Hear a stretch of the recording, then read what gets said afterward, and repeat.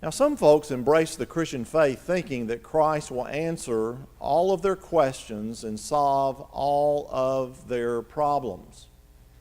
And little do they realize that the Christian faith sometimes creates problems for us. For instance, the non-Christian can come to the passage that is here today before us, or the passage we saw last week on judge not that you be not judged, and just dismiss it and not worry about obeying it. But we as God's people can't do that.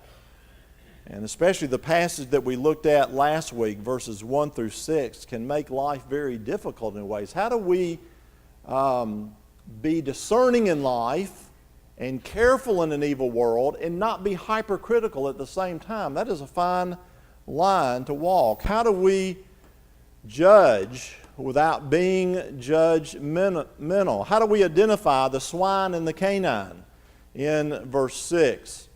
That can be a difficult thing. And I think it's very interesting this morning that Christ follows up that difficult teaching with this prayer promise. Now, it's important to see in this prayer promise today that he's not saying, okay, here's how you can drive an Acura rather than an Accord. or here's how you can live in an 8,000 square foot house versus a 3,000. No, he's not talking about that sort of stuff. You know, the health and wealth preachers would take these prayer promises like that, is that we use these promises for the extravagances in our life, and this is not the context of the passage at all.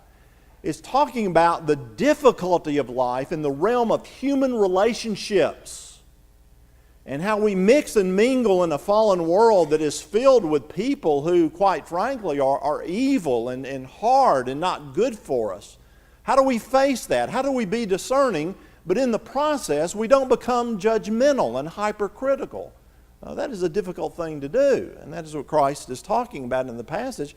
That is the context of this prayer promise that we see in verses 7 through 11 this morning.